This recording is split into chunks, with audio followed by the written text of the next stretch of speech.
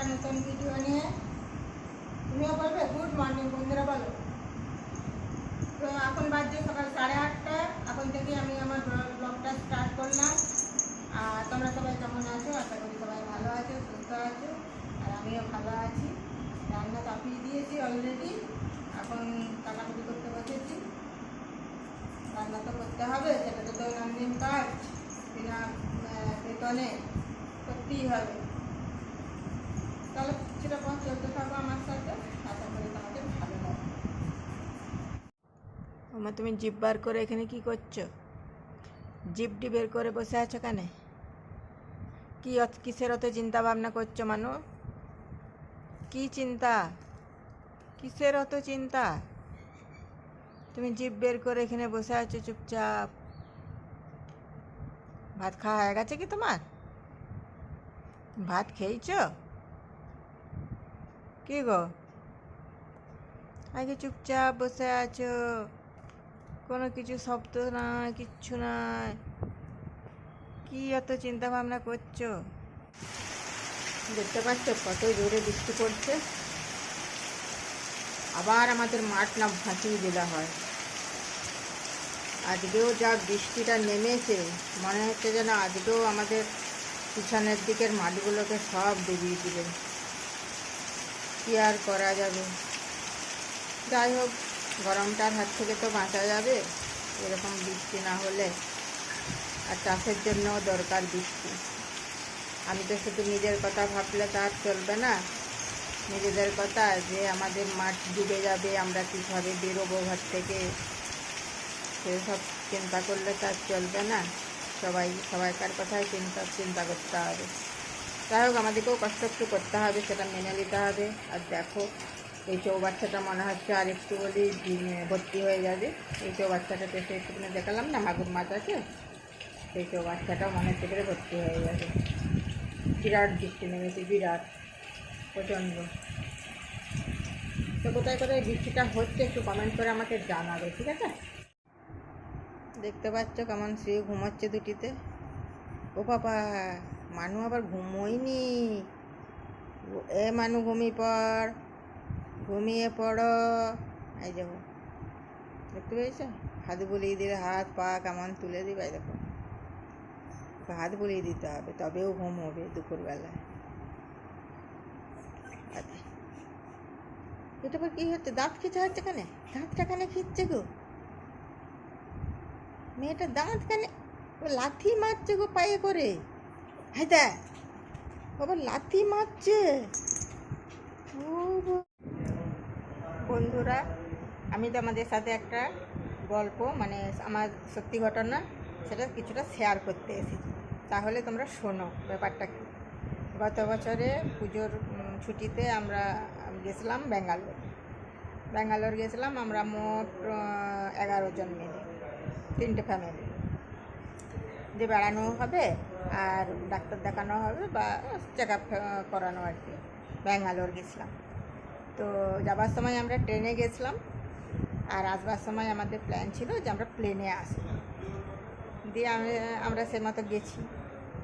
দিয়ে এবারে আমরা ওখানে 7 দিন, মানে 6 দিন ছিলাম। 7 দিনের দিনে প্লেনে উঠেছি আর কি। তো এবারে যথারীতি ডাক্তার দেখানো হয়ে গেল, একটু ঘোরাঘুরি হয়ে গেল। হয়ে যাবার পর এই চলে এসছে, দেখছি, এই তো এবারে ঘোরাঘুরি হয়ে গেল, হয়ে যাবে এবারে আসার পালা। এবার তো আমার ভীষণ ভয় পাচ্ছে, কারণ প্লেনে কোনো দিনও চাপিনি।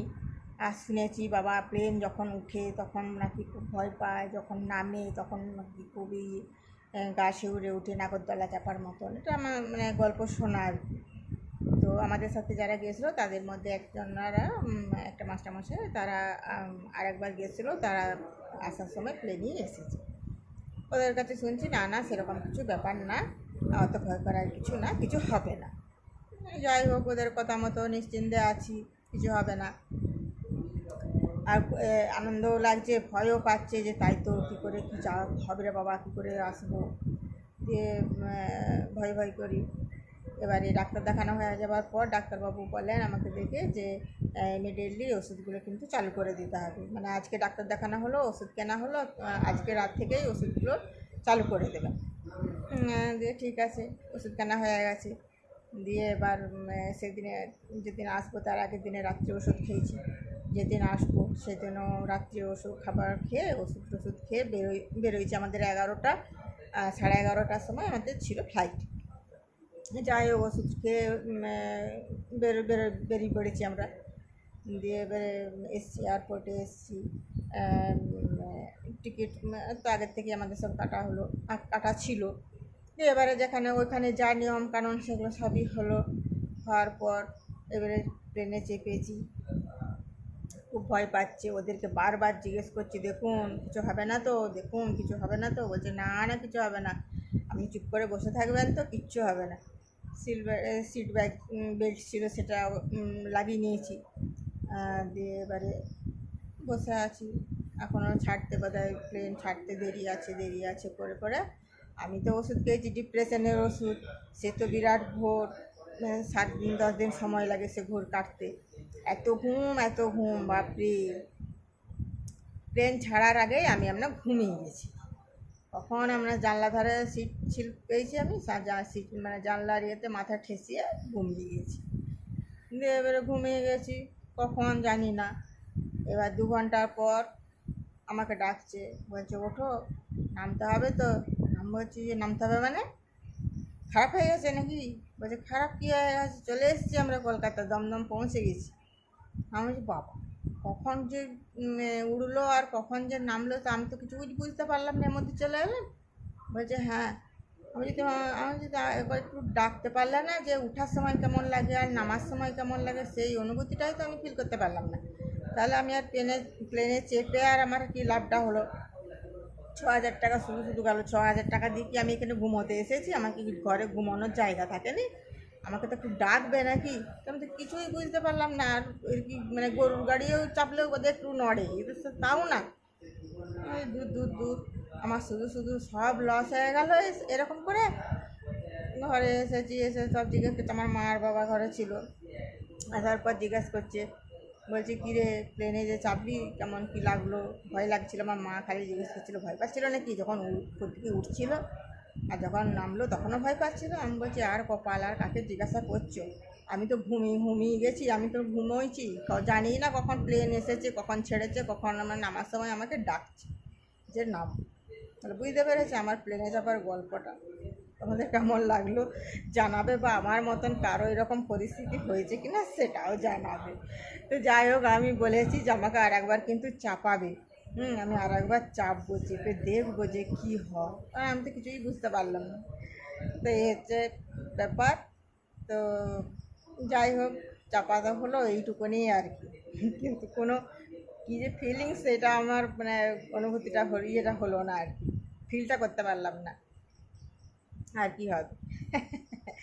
তো সন্ধ্যাবেলায় আমি একটু কাজ নিয়ে বসেছি, তোমরা নাইটি সেলাই করতে বসেছি। নাইটি তোমরা জানো যে আমি নাইটি সেলাই করি বা বিক্রি করি। তো সন্ধ্যাবেলায় প্রতিদিনের ওটা আমার কাজ থাকে। আর প্রতিদিনের মতন আজকেও বসেছি, তো হঠাৎ করে এটা মনে পড়ে গেল আমার বন্ধুদের সাথে এটা একটু শেয়ার করি যে এই ব্যাপার হয়েছিল আর কি আমার সাথে। হ্যাঁ, তো যাই হোক আমি একটু সেলাই করে নিই, তারপরে আবার পরে আসবো আমার কাছে। ঠিক টাইম 10টা আমাদের খাওয়া দাওয়া রাত্রে। এই যে সব কিছু নিয়ে বসে পড়েছি। আগে আছে ঘুগনি, আছে মিষ্টি। বাড়াবাড়ি করছি কিন্তু, বলে না যে বাড়াবাড়ি করবে না বেশি, সেরকম আর কি। আমি বেশি বাড়াবাড়ি করবো না। তো যাই হোক ভিডিওটা অনেকটাই বড় হয়ে গেছে, আর বেশি বাড়াবো না। যদি আমার ভিডিও ভালো লেগে থাকে তাহলে অবশ্যই একটা লাইক করে দেবে, আর কমেন্ট করতে একদমই ভুলো না। কমেন্ট করবে, কেমন লাগছে না লাগছে সেগুলো তো আমাকে জানাতে হবে। আর চ্যানেলটা অবশ্যই তোমরা সাবস্ক্রাইব করে দেবে। আর তোমরা সব ভালো থাকবে, সুস্থ থাকবে, আর হচ্ছে তোমার পজিটিভ থাকবে। ঠিক আছে? এই বাড়তে হচ্ছে না, বেশি বাড়াবাড়ি করো না, বাড়তে হচ্ছে, আস্তে আস্তে করে যাচ্ছে। তো ততক্ষণের জন্য আবার দেখা হচ্ছে একটা পরের ভিডিওতে। এখন রাখুন, বাই বাই।